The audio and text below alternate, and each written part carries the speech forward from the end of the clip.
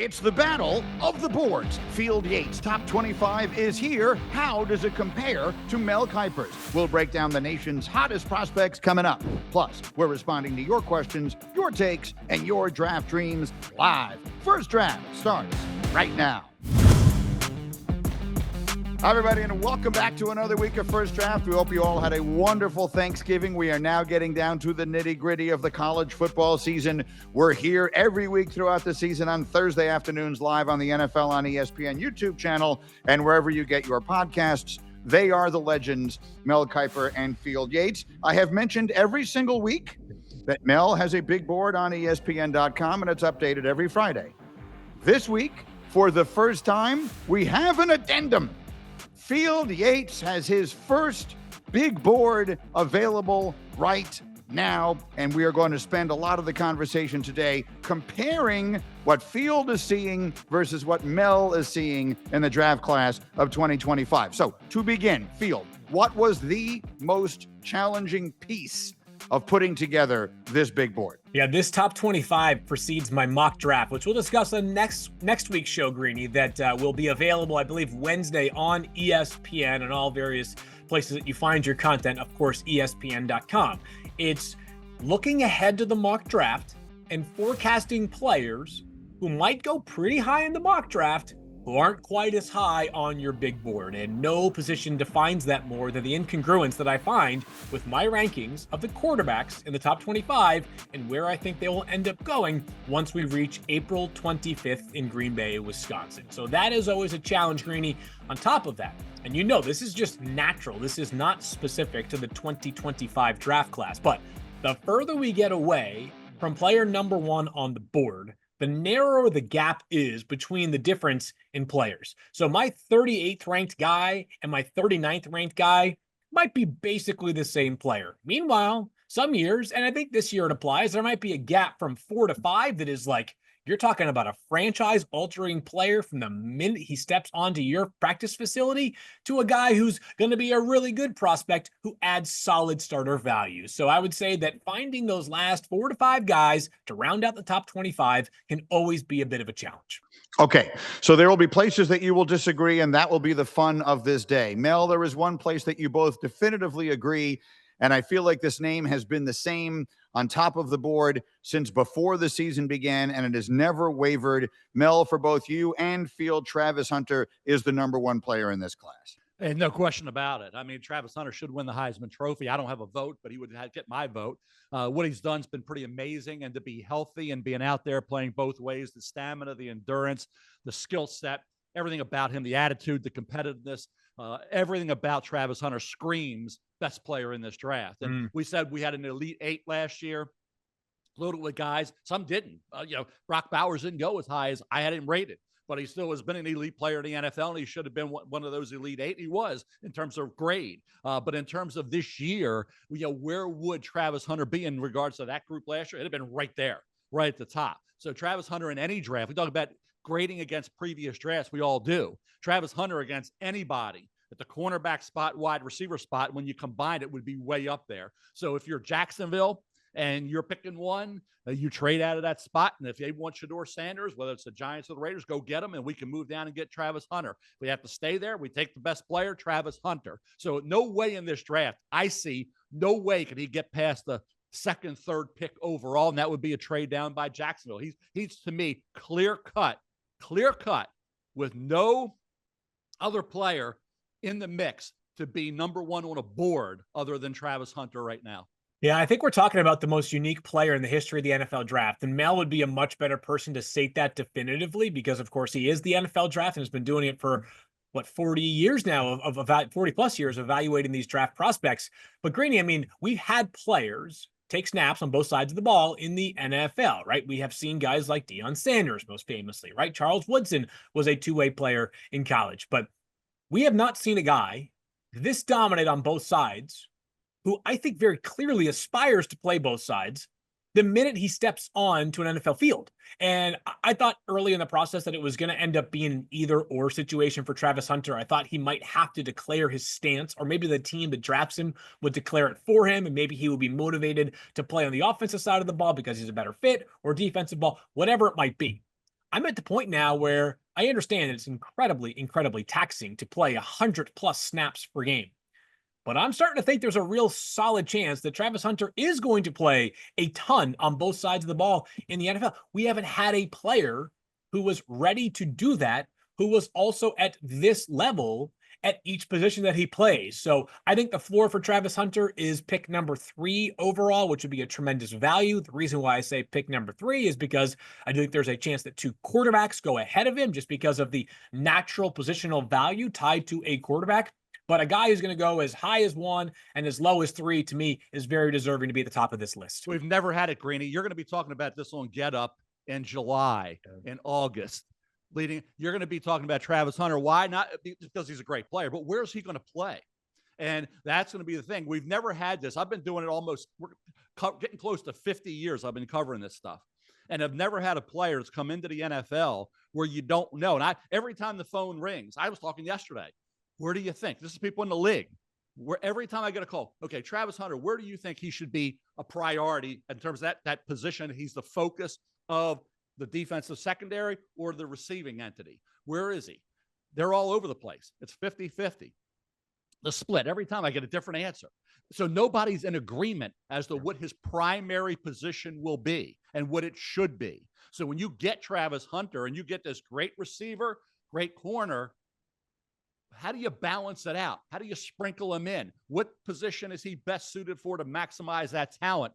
We're going to be debating that even once he's in the league, and they may figure it out. Once he's in the league, he may say, start out here, but end up there, because you want him to, his primary position is going to be that. It's not going to be both ways. We've never had this. We had Woodson, we had Champ Bailey, but it was never a debate as to where they were playing in the NFL. This is a debate as to where he should be playing, starting and being his primary focus. Never had that before. So Travis Hunter is going to be a fascinating player to watch throughout his career, to see how it unfolds, to see where he plays, how much he plays on that side of the ball, because his skill set is unique. And some say, well, he's getting so much playing time and he's getting so much wear and tear, his career's not going to last as long. Hey, who knows how long your career is going to? Nobody knows that. But the way this kid focuses, he's worrying about how many players on the field when he's counting guys to make sure there's a left. It's amazing what he's done. So for me, I think it's, like I say, Travis Hunter will be talked about as much as we talk about quarterbacks, which is a rare thing to say. We'll talk about this kid as much or more than we talk about any quarterback coming out this year. I have one more question on him, and I don't want to make this whole conversation about a player that we've talked a lot about already, because you have your big board up here, and I want to go through the top 10. But I want to ask you a hypothetical question, because I think it is important, and I have people ask this to me all the time. I love Travis Hunter. I would love to see him be the first pick in the draft. I agree that he should win the Heisman, and I am in no way diminishing the season he has had or the player he is. But Field, if he was just a receiver, or if he was just a corner, would he still be the number 1 player on your board? Nope, I don't believe that. But he would be probably the 4th or 5th best player on the board. You know, that's how special of a wide receiver he is, which, again, it's as Mel said, like, the debate will rage until we actually get to the NFL chapter of his career. If I were to grade him as one or the other, my grade as a wide receiver will be slightly higher than as a cornerback, but he would not be the number 1 overall player on my board. And like right now, when you are, and there are only a few teams that could have the number 1 pick that also won't be taking a quarterback, right? If the Patriots get the number 1 pick, if the Jaguars get the number 1 pick, they're not taking a quarterback. But you would not make the case that a single position player is good enough to bypass the likely trade offer that you will get to move down just a little bit because of a team that is desperate to get its quarterback at pick number 1 overall. Yeah, it's like saying beautiful and great personality. Well, it's great to have beautiful and great personality and smart and all these things. Well, if you only had this, would you have married her? You know, if you only had this, would you have done this? It's like Travis Hunter does everything. I mean, and that's who he is. So no, here, Mel, let me stop you for a second there. This is what I'm asking you, because you are living proof that you can be beautiful and have a great personality. Because you are, Mel. Let's face it. You're a handsome man. You got and it all. Have The a man thrilling who has it all. personality. But what we're talking about is something that cannot happen. I'm talking about this girl in the back here doing all her day That's trading. right. The real MVP of the Kiper household. Yes, the bottom line. But Mel, this person doesn't. What you're talking about now is Travis Hunter being something that, to your point, we haven't seen in the NFL since Chuck Bednarik.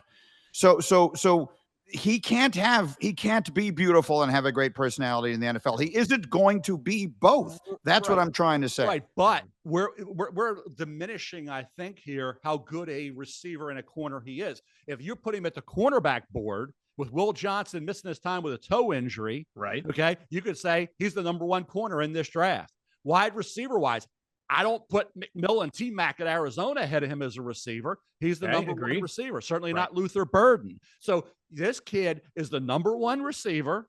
He's the number one corner. Yes. And you put it together, he's the number one everything. So I think we can't say because he does both, that's why he's here. No, if he did just one thing, corner, he'd be and keep in mind, if he did one thing, he'd probably be better at that one thing. Yeah. Because that's fair. That's all he'd be doing is playing cornerback. No, and he wouldn't be worn out playing both. You realize the strain and the wear and tear on that body mentally and physically and the preparation it takes to be a corner and a receiver.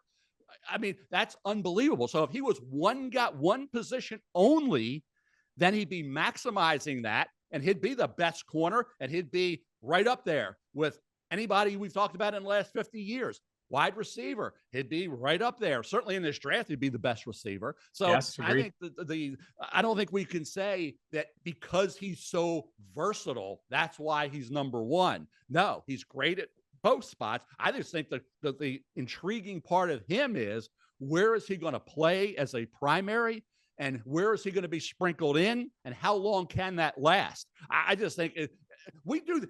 What is all this? We're into entertainment. I always said, unless you're a fan of the Jets, the Ravens, Patriots, whoever it may be, you want to be entertained. Travis Hunter will entertain us. Just the wonder about what's going to happen. Okay, that interest about how he's going to be utilized. That's entertaining to see how it plays out. And that's why Travis Hunter is going to be, I think, one of the more fascinating players outside of these quarterbacks that we've ever talked about. Last thing for me, Greeny, if he is a full-time player and sprinkled in on the other side of the ball, it'd be a full-time corner sprinkled in at wide receiver as opposed to the other way around, right? Guys, Sauce Gardner types, they play every snap, right? You don't take those guys off the field. Even some of the best wide receivers, you do see them occasionally in some sets. Hey, if you want to try to run the football, you don't have your top wide receiver out there for every single snap. So I think it would be more likely that if Travis Hunter is a 100% of the snaps guy on one side of the ball or the other, it's defense with some offense sprinkled in as opposed to the inverse. Okay, so we've covered him. And again, I make no apologies for spending this much time on him because he is the most interesting player in this draft. Of that, I think we all agree. So now let us get to Field's top 10. You both have Travis Hunter at number 1. You both have Penn State's edge rusher, Abdul Carter, in your top 3. Then there is some differentiation here. Field, you have Michigan's defensive tackle, Mason Graham, at number 3. Why do you have him so high on your board? This guy can do it all, Greeny. This is a true junior. So he's been at Michigan for now 3 seasons. When he arrived at Ann Arbor, he was 18 years old, coming out of the West Coast. And immediately was asked to do things as a true freshman that you don't see guys at that age do because they're often not big or powerful enough. We're talking about handling 2-gap responsibility, meaning a dominant run force defender. He is an excellent pass rusher as well. The numbers are not going to tell you the story of Mason Graham's impact in terms of wreaking of havoc on opposing quarterbacks. This is not recency bias. He's been very high on my board the entirety of this season. But Ryan Day has nightmares about Mason Graham based off what he did last week to Ohio State. He basically took that game over on his own for that Michigan defensive front. He's an excellent pass rusher. He's an excellent run defender. He's young. He's got a chance to get even bigger and stronger because of the fact that he has only been in college for 3 seasons. He's scheme versatile, high character, motor runs hot at all times. I can't find a real weakness. Mel was talking about the Elite 8 prospects from last year. It's not going to get to 8 this year. But if you were to tell me the group of guys that you just don't overthink it, these guys are too good to bother thinking about it much more, Absolutely, without question for me, I believe Mason Graham is part of that group. And so, Mel, you have Mason Graham down a little bit lower on your board at number 6. You have Will Johnson all the way up at number 2. And that's an area of not a huge discrepancy. Field, you have him at number 4. But that's another area where the two of you go your separate ways. Mel, what do you think of where Field? I'm really interested in Mel grading Fields. Yeah, please do. Come on, Professor Kiper. Let's face it, that's what we're all here for. Mel, what do you think of how Field ranks? I really like Mason Graham. I think Field is acting like he's Aaron Donald, and he's not.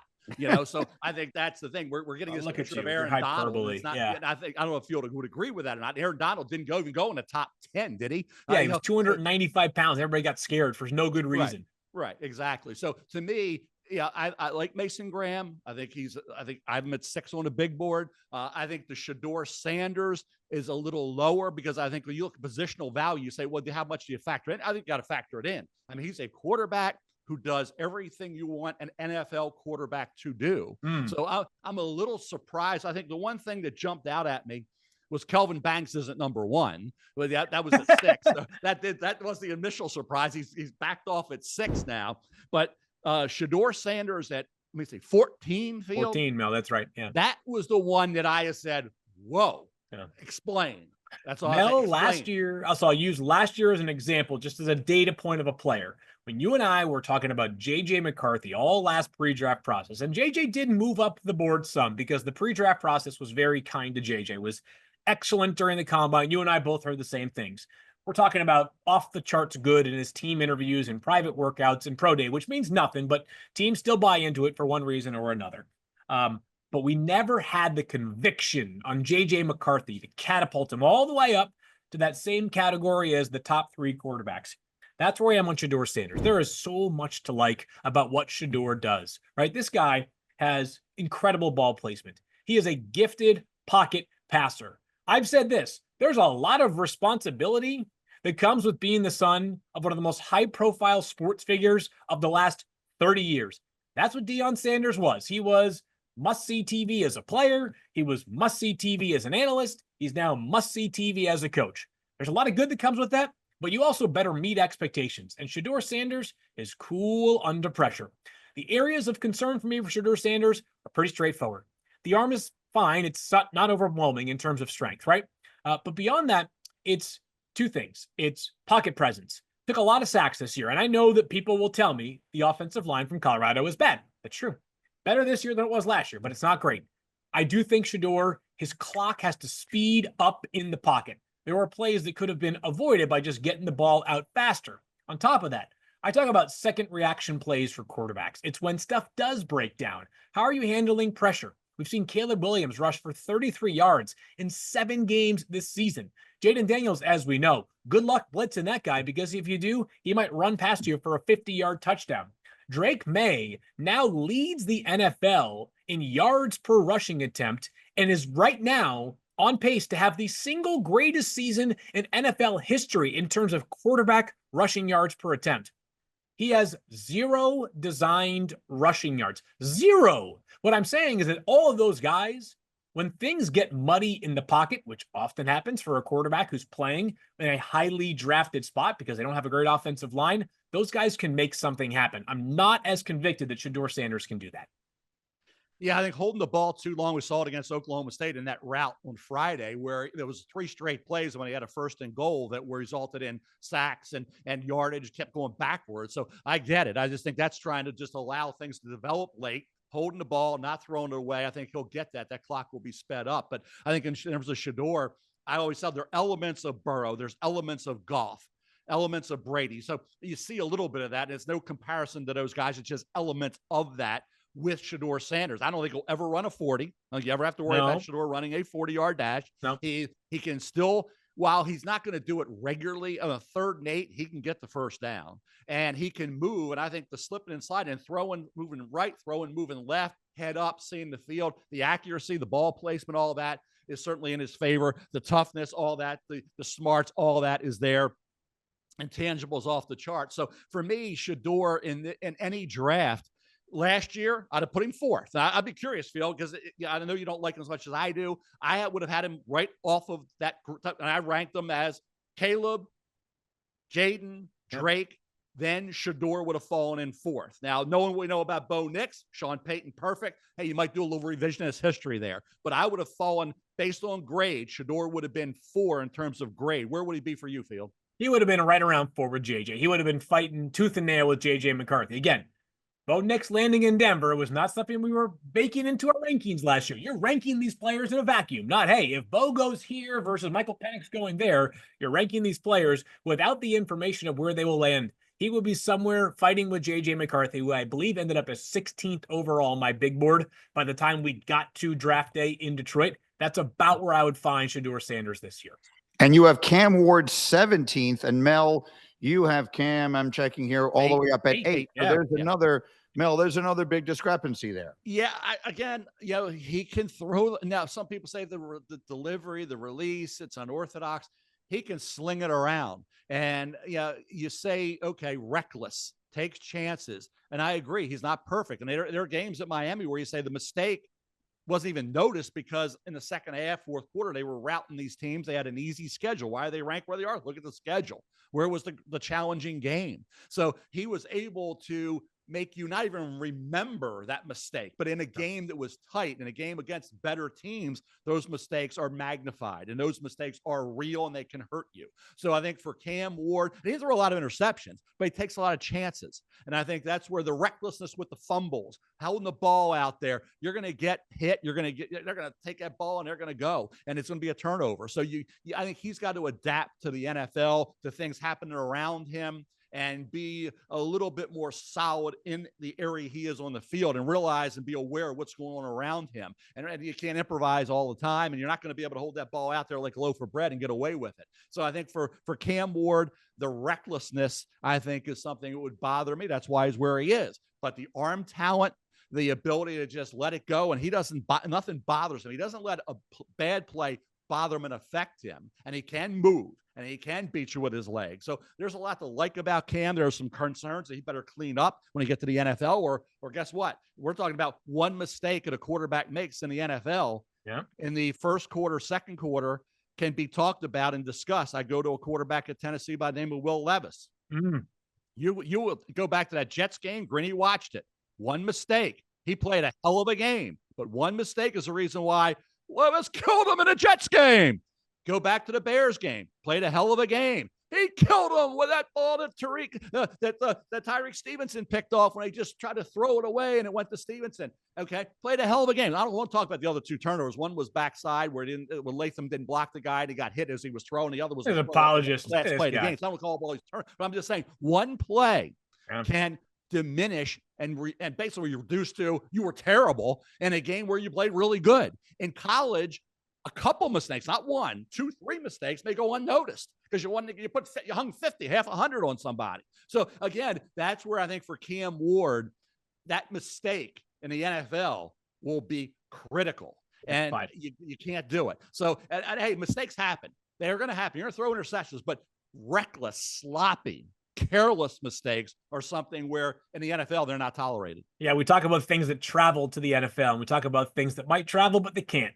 One of those would be the carelessness with the football. And maybe Cam Ward felt like because of how woeful that Miami defense was, which, by the way, might be the reason they don't make the college football playoff. It's certainly not looking great after last night. It seems like they are effectively eliminated from the playoffs. Maybe he felt like he had to be Superman. Maybe he felt like he had to play hero ball. There's a great video game from when I was growing up, Backyard Football. Cam Ward would be the title character in that game, right? Because he makes something out of nothing, sometimes too much so that he ends up turning the football over. Mel mentioned, it wasn't like a robust number of interceptions, Greeny, just 7 in total for Cam Ward this past year, 1 fewer. This past regular season, 1 fewer than Shedeur. It just felt like his turnovers were more backbreaking, right? It's like momentum killing turnovers in the red zone or things of that nature, where if he had just sort of taken the easy way out, you keep the drive alive. I will say this for Cam Ward. I do like that second reaction stuff that I was talking about. He is a good athlete, a very good athlete. He throws from a litany of different angles. He is like this baseball pitcher. He's got a bunch of different slots that he can throw from, and he has a rope. He throws absolute lasers does Cam Ward, and he does not need to launch himself into these throws to play or to throw with great velocity. On top of that, though, I will say this. Ball placement's got to be better. You got to turn layups into layups, because when you don't, it costs your players run after catch opportunity. And a few too many throws that, even if they're completed, they are completed. And in college football, as we know, if you're down, doesn't matter if they touch you or not, you are down. Those are the kind of plays that I think elevate an offense when you can hit the player in stride. I felt like Xavier Restrepo, who we love that guy, by the way, was making these unbelievable catches that were very good for his draft stock, but maybe detrimental to the Miami offensive operation. A lot to like about Cam Ward, but I have him 17th on the big board. I feel similar to how I do with Shedeur. Okay, let's get next to one of my long-standing favorite areas of draft conversation, and that is Mel Kiper and running backs. Yeah. So I'm going to read you a list. I thought you were going to say offensive line. No, that that one too. But I'm going to read you a comprehensive list of all of the running backs who've gone in round one since 2018. Mm-hmm. So in 2018, Saquon Barkley went with the second pick in the draft. 2019, Josh Jacobs went late in the first round, 24 overall. 2020, Clyde Edwards-Helaire was the final pick of the first round. 2021, Najee Harris was late round one, 24th pick. No running backs went in the first round in 2022. Two of them went in 2023. That was Bijan Robinson at 8 and Jahmyr Gibbs at number 12. What would you describe as your level of certainty? And I'll look on the rankings here for Ashton Jeanty. Mel, you have him at number 5. Field, you have him at number 9 on your big boards. Yep. Mel, how would you describe your level of certainty that he will be a first-round pick this year? 100%. He's a first rounder. I said, people say, well, it's a contradiction because Kiper always says never draft a running back. He would never draft a running back in the first round. And I always say, you don't grade players on philosophy, you grade them on ability. So let's get that out of the way first. Ashton Jeanty is a running back, is a hell of a player. And I think you know what you're getting with him. So we talk about safe picks. Running backs, as long as they can pass protect, block, you give them the ball and you let them go. And I always say that's the only position where can be better as a rookie than you will be as a 5-6 year veteran. So to me, yes, the Dallas Cowboys, name a team, Ashton Jeanty would make a lot of sense. He's going very high. To me, when you look at the other running backs in this draft, there's a lot of them. And I think that's why, for my philosophy, I think from this, when we look back 3, 4, 5 years from now, we're going to say, boy, that 2025 draft had a ton of running backs that are playing really well in the NFL that went from the second round on. You're going to see some Aaron Joneses in the 5th round. Yes. You're going to see some undrafted free agents make teams and contribute out of this draft at running back. So again, but the only first round running back, and I like Amarian Hampton at North Carolina, Caleb Johnson at Iowa, Jonah Coleman at Washington, Nicholas Singleton, Penn State. We go on and on down to even Jordan James at Oregon, to Dylan Sampson, Tennessee, R.J. Harvey, UCF, Coleman Ungai, Rutgers, the 2 Ohio State kids. There's 35 of them with draftable grades. But to your point, Greeny, about a question about Ashton Jeanty, because you know exactly what you're getting, and you know you put him out there, he's going to produce. And if you need a running back, and it's a position of desperation, you got to have him, then you're going to take that guy because you know immediately plug and play, put a lot of points on the board, a lot of yards on the board. He's going to help you score points. He's going to do everything to balance you out, give you all that hey, complimentary football everybody talks about. So yes, Ashton Jeanty to me deserves to be a top 10 pick in this draft. Yeah, the question is just how high. And of course, the question we're going to ask if you say top 10 pick, Greeny, is, okay, is there a team in the top 10 that its most major need is actually running back? Because as Mel's sitting there saying, I got 35 draftable grades. If you're sitting there in the top 10, you're like, well, we need a running back and we need a left tackle. There ain't a left tackle in the 3rd round this year that I can tell you is going to start from day one. And that's that's kind of every year, to be clear. But I have Jeanty as a lock it in first round pick. There's not a doubt in my mind. The question is just how high. I think there's a chance it's outside the top 10. We saw this with Brock Bowers last year. Teams just felt like there were greater positional needs. And if you look at the NFL, just follow the money, right? The highest paid tight end ever, $17 million. $17 million is like backup quarterback money these days, Greeny, right? So quarterbacks and wide receivers and offensive tackles are going to get pushed up the board because of how the NFL values them. Jeanty, I think, could be a victim of the same circumstances, but if he falls out of the first 25 picks, I would be very surprised. Well, let's see where the Cowboys wind up. We take your Twitter questions every year, and at Falsetto Me Free tweets with Ashton Jeanty going in the first round, which teams other than the Cowboys are logical landing spots. That is the spot that I think most people will be pointing at. Let's talk about a few names, Field, that are on your big board that we have not discussed this year, because one of the things we like to do on this podcast, of course, is be the first ones to say the names of players that people are going to start hearing as we work our way forward. You got the guard from Arizona and the edge from Texas A&M are two players that you have rated pretty highly here, whose names have not been that commonly thrown around so far. And people might just be afraid to pronounce Jonah's last name. Arizona offensive lineman Jonah Savaiinaea. That might have been close. That was, you know what? We did so great last year with Kingsley Suamataia that we're going to nail it this year. So Jonah Savaiinaea.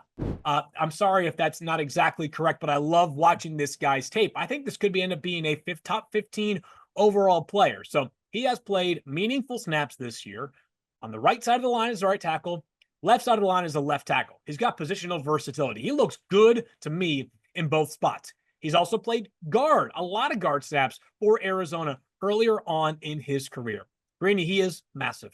This is a large human. This is a wide-bodied man who moves incredibly well. That's the part that I think is so unique about him, is that he's big and powerful, obviously, but he moves really well. He's got these light feet that allow you to feel like that right tackle projection is still in play. He is absolutely athletic enough to be a guard. I think he could play at tackle as well. I like his temperament on the field. This offense, which is not the same as they ran last year, but you've got multiple different offensive exposures with that Jed Fish offense a year ago and this new offense this season, where you've seen him get out in space and move a little bit. I think a lot of the stuff that he has done these past couple of years only fortifies to me that he is a first-year starter in the NFL.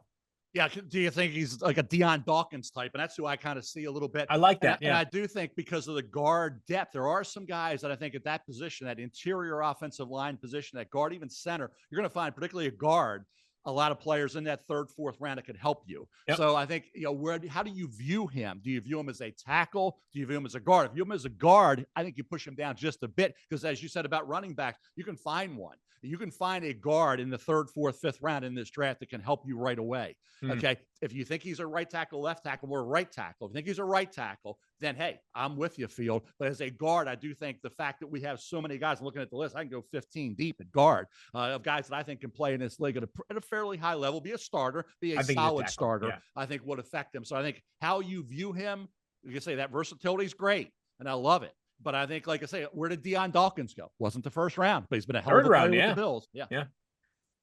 Okay, so and we mentioned Shemar Stewart. Shemar Stewart, yeah. So Greeny, this is a fascinating player. He cracked the board at number 25 overall, and if the top 25 criteria were what have you done to this point, he wouldn't be on the list. 1.5 sacks each of his first 3 seasons here at Texas A&M. But let me just tell you, they don't make 6'6", 290-pound players who move with this length and this power all that often. In the NFL, you always talk about, one of the first rules I learned in my scouting days was that we draft traits, not production, right? Now, obviously, if you've got great traits, you're going to have a lot of production in a lot of cases, but not always, right? So if you have a guy who falls his way into 6 sacks, you have another guy who's got just 2 sacks, but he has all the things that you like, you're going to end up leaning towards that player. So Shemar Stewart, freakishly athletic, just an incredibly impressive athlete, coming off usually the defensive left side for Texas A&M. He's got enough mass. You could kick him inside as well in some sub packages and play some defensive tackle snaps. He's versatile. I think he is probably a guy who's maybe less than the sum of his parts up to this point. But part of the exercise in our job, part of the role that we have as draft analysts, Greeny, is finding players who are going to go higher than what their tape may say to this point. I think about Mason Smith from last year at LSU, who goes in the 2nd round, I believe 48th overall to Jacksonville. That was a guy who missed all of the 2022 season and wasn't himself early in the 2023 season. But you're saying, how many defensive tackles with that length and power last that long in the draft? not many. Shemar Stewart, kind of one of those guys where you're going to get a scatter plot if you were to actually throw all the opinions you've heard of him up on the wall. Yeah. But I do think there's a chance he ends up being the highest drafted Texas A&M edge rusher by the time we get down to it. I call them LTPers. They're LTPers. You know what that stands for? Late to the party? That look the part. Look the part. They're LTPers and guys that look the part. And with that, when we're saying that means the production doesn't match it. The dominance doesn't match it. You watch that player, you expect them to be out there going up against the AOGs, another occupation guys, and not dominating. So that's what I always say. That's why when you say, look, a defensive line coaches a lot of times, well, the first time they get involved in the draft process is the All-Star games, right? Senior Bowl, then the Combine. Yeah. And they'll fall in love with these kids that look the part, the LTPers. They'll say, hey, I can take that guy and I can make him a 10-plus sack a year guy in the NFL. Look at Owe. Owe didn't have a sack at Penn State, and they went in the first round. Yeah. Coaches believe I can take that. If you hustle, you try hard, you got the talent, I can coach that kid up. I can get him to that 8 to 10 sack a year, maybe more type of category. So I'm with you. I think he will get a little overdrafted based on the fact that he is a guy who looks the part. Okay, so the LTPers have to dominate the AOGs. I got it. I wrote that down. I'm comfortable with it now. Now, next order of business. I want to do a few of these tweets quickly. Daryl Banks tweeted us a question. And Mel, I'll put this one to you and it'll help me settle an argument that we have on our NFL Sunday Countdown dinner. Every Saturday night, we've got Teddy Bruschi in there, who is obviously a Patriot for life. And there's a lot of debate with the Patriots picking high. And right now, they are scheduled, if the season ended today, they would pick 4th. If you're the Patriots, are you drafting for your young quarterback an offensive weapon, meaning someone for him to throw the ball to, or are you drafting an offensive lineman, someone to protect him? What would you, what are the Patriots doing in round 1? I am trying to trade down if I can't get Travis Hunter. Okay. I'm trying to trade out of that pick if I can't get Travis Hunter. It depends where they're picking. I think if you look at it, where would they be right now? 4? 4. So at 4, if I could get out of that pick, move down a little bit. There's some offensive tackles, I think, at a more palatable spot in round 1 for me for the grade. Kelvin Banks Jr. hasn't had the year I thought he would, or you would lock him in, the left tackle out of Texas. So again, Will Campbell, LSU would be another one more in that mid-first round area. But Travis Hunter would be the guy for the Patriots to me. That would be, if you're at 3-4 in terms of drafting and he's there, cornerback, receiver. To me, the AFC with all the great quarterbacks in that conference that you got to try to slow down. I think Travis Hunter would override and supersede any offensive tackle if you're picking at that 3rd or 4th spot. If the question is, should the Patriots draft an offensive tackle or a wide receiver? Yes. Both. Somehow they got to find a way to get their hands on both of them, Greeny. What do you do it for, Field? What do you do it for? If Travis Hunter, he won't be there, right? He's not going to be there. So if assuming he's gone, which I presume he will be, I'm taking Kelvin Banks. They are desperate for a left tackle. They are desperate for offensive line play in general. On top of the fact that we are seeing, I really believe like Drake May is making this offensive line look better than it actually is, and it still doesn't look that great. But he is running with his hair on fire constantly.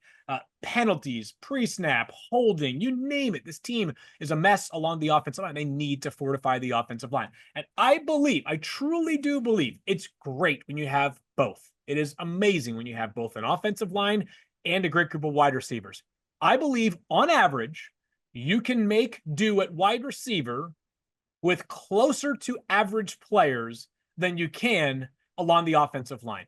Amon-Ra St. Brown was a first-team All-Pro wide receiver. I am not trying to include him in this conversation. But if you were to stack up the rest of the Detroit wide receivers, you would not be losing sleep at night as a defensive coordinator. But the offensive line is so great that Tim Patrick, a guy who was picked up off the scrap heap, is making meaningful contributions for them. Patriots must address both. But offensive tackle, to me, gets the narrowest of edges. Let me say this, Green, on the field. Josh Simmons out of Ohio State, left tackle, got hurt. Yep. If he's healthy all year, he's right there. He's in the conversation, no doubt. He is a great football player. Had the knee injury. Now, Drew Rosenhaus is just saying, hey, he's going to be ready for training camp. We talked about that pre-podcast. Yep. Bottom line is, where does Josh Simmons come off the board? And, yeah, will he be – I'll wait for him. I'll wait for a kid with that kind of skill set and the way he was performing. Yeah, but you can't wait. But if you're them, he won't be there at 36. I'm saying from a medical standpoint, obviously that's the part that still has to get through during the combine, pro days, medicals, all that stuff's important and everything as we move through the draft process. Medical will be important for him. Savone Revel Jr., the outstanding cornerback at East Carolina, Will Johnson with toe, Benjamin Morrison, Notre Dame with the hip. The list goes on and on. There's a lot of injured players who are in that top 25, more so than any other year. I mean, you're talking about with Simmons, with Morrison, with Revel, with Johnson. I mean, these are all guys that are top-notch players that medical is going to be important for. But if you talk about that left tackle spot, and this affected Ohio State, okay, when Josh Simmons got hurt, and then it was compounded by you lose your center. So the anchor, the center, and your left tackle off an offensive line against that Mason Graham-led defensive front, and any defensive line you face is going to be a factor. But Josh Simmons, the medical for Josh Simmons is going to be important because as a player, you could have made the argument, I believe, had he stayed healthy, he would have been the number one offensive tackle in this draft over Kelvin Banks Jr. That's not happening now with the injury. But if the medical is, you can reconcile that. You say, hey, he's going to be fine. Then Josh Simmons will be a guy. That's why I say trade back because there's other tackles. There's other left tackles you can bring in. You don't have to say, and I don't like to use the word desperate. I don't want to ever feel desperate because desperate means I got to, and you don't have to do anything. There's You've been watching them? Have you been watching these Patriots? This Patriots offensive line, you've been watching them? Yeah, they're desperate. Wait a minute. They're desperate. The draft doesn't end after the first round. Okay? The great offensive tackles don't have to just be first rounders. Okay, they can go down the line just a bit. You can find some offensive tackles if you do obviously great scouting. You have to line them up and stack them up properly. But the draft doesn't end for any position after round one. So this whole desperate, we got to get him in round one. You put these guys up on a board to protect you against desperate moves, desperation type moves. That's why you put them up on that board. Yeah. That's why you don't ever have to feel desperate. If it works that way, and we're taking a guy we love, take him. He fills a need. But the draft isn't over after the first round, and our opportunities to improve our football team don't end there. And there's other ways with free agency to improve that spot. So for me, when you said desperate, that's a big stop it. That's a big red flag. We can't be desperate. We can never feel desperate. The Patriots are desperate for offensive line help, Greeny. I'll continue to say it. I believe that fundamentally. And by the way, it's not like I'm telling them, hey, you're so desperate for offensive line play, take the 18th rated player on my board. Right? Kelvin Banks, even if they had a bigger need at something else and they took him 4th overall, I think that's a reasonable thing to do in the context of this draft class. And I don't think that Tetairoa McMillan, their wide receiver, the second biggest need, is any more or less of a reach than Kelvin Banks if he went 4th overall. Yeah, and I think that's where we say desperate. Were the Bengals desperate to take an offensive lineman to help Joe Burrow? Yeah, they were desperate, and they passed on Penei Sewell to take Shemar Chase because they had him up on a board, and they had a need. They said, we're going to take the best player on our board. We are desperate for an offensive tackle to keep Joe Burrow healthy and upright and doing great damage, but we passed on Penei Sewell because Shemar Chase had a higher grade. Yeah, so again, but Shemar Chase might be the best wide receiver in the NFL now. But I'm saying at the time they had a decision. Remember, he didn't even play that final year at LSU. Yeah, but I think the grade there was different, right? I think that, and we don't have to belabor the entire show on this one, but I believe that Kelvin Banks and Tetairoa McMillan, I don't think that Tetairoa McMillan is viewed in the same light as a prospect as Shemar Chase was. So that was. All right, Field, is Kelvin Banks coming to this draft with as high a grade as Penei Sewell had? No, he was not. But you were talking about two guys who were it was you're not just taking a good receiver, you're taking a potentially first team all-pro wide receiver 5 times in his career. That's where I landed. I agree, but I do think there's some revisionist history there because if you go back to the real-time conversation, everybody was split on Penei Sewell, Shemar Chase. Penei Sewell. Hey, Penei Sewell's a great player. He's a phenomenal player. And Shemar Chase. But you said that we're desperate for that offensive tackle. That's where I say we're desperate. Hey, there's other ways and there's other players and you just trust your board. Hey, I agree, Field. Desperate can be looked at 2 ways. Yeah, we got to improve it. but we're not desperate to take that guy at that spot. We can't feel desperate at that spot. We're desperate to improve it, but there are other ways to improve it in addition to that top 5 pick, that top 3 pick. Here's what it comes down to, Greeny. Mel doesn't care about the Patriots fans. I do. And I'm desperate for you. I am desperate for you. What did the late great Bob Knight say? If you listen to the fans, you'll be sitting with the fans. Wait, so I always say, hey, do what you got to do. Bottom line, I'm a man of the people. I just don't like desperate. Okay, fine. And fans have all their opinions. Everybody's got to get fired if you lose. Every coordinator. Hey, I understand that. We got to get that guy. But they all think everybody you take is going to be great on draft day, and they don't turn out always to be great. So again, I just think that the word desperate, I think, can be looked at in a couple different ways. I just don't like the fact that we have to. Let's say force. Let's say desperate. Let's not force that pick at a position because we think the draft's over or we don't like anybody else or there's no other avenue to improve it. There are plenty doesn't of like Kelvin Banks. It's okay. He don't like this guy. It's all right. No. See, this is where I feel. Hey, Greeny, you got to throw a flag on him. This is unsportsmanlike conduct on Field Yates. Because he's going to say that I didn't like this player because I'm arguing as opposed to different ways of attacking a positional need area. Oh man! And I do look at it as saying that when you look at the draft in its entirety and totality, we still have a long way to go. And I will say, medical this year will be really important in terms of how that first round shakes down.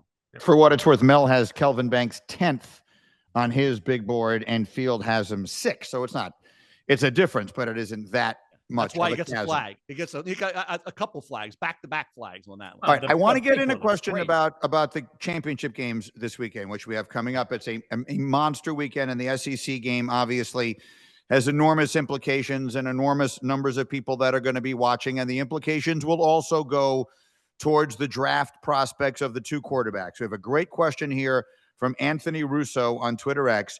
Which quarterback playing in the SEC championship has a better chance of being a first rounder, Carson Beck or Quinn Ewers? I love the question. Mel, what's the answer? About neither. Correct. I think, to me, I think it's important that these guys, and I think they should go back. I've said this all along. I think play as much college football as you possibly can. Because you're who you are by this time. Was Bo Nix, after playing a gazillion games in college, did he go back to Oregon for another year after he had played at Auburn? And look how he take as many snaps, take as many reps, playing as many games as you possibly can. So you come into the NFL ready to go. And you got to be ready to go in this league, and you got to be confident, and you got to feel like I've learned. Why not keep taking more classes until you get it? It's because if you don't get it there, you're not going to get it in the NFL. So, and it's not all going to come together in the NFL. Same with Jalen Milroe. I don't care how he finished. Go back to Alabama. Go play more college football. All these kids, and it's clearly defined to me. There's a lot of quarterbacks in this draft have to make the right decision about coming out or staying. You're getting paid. You're a professional in college now. Take advantage of it. More so than any other time. Take advantage of that and look at what happened with Bo Nix. Everybody says Arch Manning. You think the Manning's going to say come out after 1 year? Peyton Manning went back. Eli went back. More time in college benefits you tremendously, and these quarterbacks, I think, need it. Field, let me make one point quickly as I turn the question to you. I just want to remind everyone that we live in a new world. So I know you both know this, but just for everyone's mind, Carson Beck and or Quinn Ewers could still have 4 or even potentially 5 more college football games to play. So their prospect, the book has not been written on what they're going to be when their college careers are over. So that's why I like the question. If neither of them played another game, Field, I agree with you. I don't think the world sees them. But which of these guys could you see catching fire based on, what you've seen from them and all the rest of that, and all of a sudden 4 really good games completely changes the narrative? If I'm telling you that's going to happen for one of these 2 guys, Field, which one are you going to tell me it's going to be? If either player landed in ideal circumstances, I believe that Carson Beck has a higher ceiling than Quinn Ewers. I think the physical traits are a little better. I don't think either one of them ends up in the first round. And I'm more concerned about Carson Beck, if they both come out, experiencing a bit of a drop. And I want to make sure that I address this with the deserved decency and try to be level-headed about it, because I don't want this to come across as me trying to crush the kid. This is almost like unsolicited advice from somebody that Carson Beck probably does not care about whatsoever. He was recently asked about watching football when he's not playing football, and he had an answer, Greeny, where I don't even like watching football. And he was talking about how when he's watching it, he's so wired from studying tape that he watches the game and it causes stress because he's constantly thinking, what will my read be there? How would I treat this defense? How would I adjust the protection, etc.? The quarterback, more than any other position in sports, is on at all times. The camera is almost literally, and at least proverbially, on this player at all times. You got to prove that you are the guy who wants it more than anybody else and who is a maniac, to the point that Tom Brady and Peyton Manning were maniacs during their career. And it sure seems like guys like Patrick Mahomes and Lamar Jackson and Josh Allen are maniacs in their career. You got to say all the right things at all the right times. And so I thought that was an interesting quote from Quinn. Again, I'm not trying to say this is going to dictate his entire future, but I would tread very light. That was Carson, excuse me. I would tread very lightly with comments that come anywhere close to reflecting. And I saw a lot of players, former players, that are now either in the media or just on social media reacting to it. And I thought their reactions was kind of telling, Greeny, is that you're speaking to the locker room when you say things like that. So Beck, 5 touchdown passes in that quirky game against Georgia Tech. There's been some good games this year, no doubt, right? I mean, Georgia goes to Tennessee and beats them. They beat Texas, of course. But I think there's a lot for Carson Beck to prove in however many games he has left this college football season. I think we agree. I'll just sum it up. We wish we had a crystal ball. We go back to, people always ask me, and it's the most ridiculous, nonsensical question we can ever get, is when people ask us, who's going to be the shocking first-round pick? How the hell do I know? It would be shocking if I could tell you. It's shocking because I don't know, and I don't have a crystal ball to say which one. But I will say this. Vince Young and what happened in that game against Lions helped him. What happens late in these meaningful, big, huge games that impact who gets into the national championship game, you play great over those couple games, it will have a bearing. So I don't have a crystal ball to tell you which one will, but if one plays lights out, yes, he could become a first-round draft choice. And that's the point I'm trying to make here, is that in every year up until now, these guys would have a maximum of 2 or 3 more games to play. We could be living in a world where these guys, one of them might wind up playing 4 more games. So there's a lot left to be written. Okay, let's finish it up with our Orange Crushers of the week, our under-the-radar standout players, names that you don't know, but you absolutely should. Mel, you are our senior Orange Crush connoisseur. Who's your Orange Crusher of the week? I love guys that can close out a half, close out a game, and get after the quarterback, and they hustle, and they can play up, they can play down. They can be, as I want to call them, I'll give you a new name, the edge master. They can be the edge master, and that's Donovan Ezeraku. Donovan Ezeraku at Boston College is coming off on a phenomenal game. He's not a one-game wonder, guys and gals. He's not a one-game wonder. He is a phenomenal player who's up there with Harold Landry in terms of most sacks at Boston College, second most career to Matthias Kiwanuka. He had a remarkable season. He's had a hell of a career overall. So like I say, he's not a one-game, one-year wonder, but he is a kid who really, I think, when you look at the skill set that he has, the way he attacks off the edge, he varies his charge, and the way he hustles in pursuit. This kid, and I know you think about the draft and where guys are going to go. I thought, okay, this morning, where would you think draft-wise? He's playing like a first rounder. Will he be a second rounder? Will he be one of those second round guys that can get after the quarterback and say, why didn't he go in the first? Yeah. I think by the time we get to late April, when you stack him up against the other guys, the Pierces at Tennessee, the Williams at Georgia, who produced? This kid had 8.5 sacks in 2022, okay? 14.5 tackles for loss. He forced 8 fumbles over a 3-year period. I love the kid. And, for me, Donovan Ezeraku is a Orange Crusher all the way. Like that pick right there. Can he play offense? He plays at Boston College. Maybe the Patriots can recruit him to be a pass rusher and a pass protector because they're desperate for pass protection help. My Orange Crusher of the week, a little bit deeper off the radar than the Donovan. It's Za Frazier Greeny, University of Texas San Antonio cornerback, who has been coming on like a freight train. This guy kind of had like a flip the switch moment about midway through this season against East Carolina, where he had 2 interceptions in that game.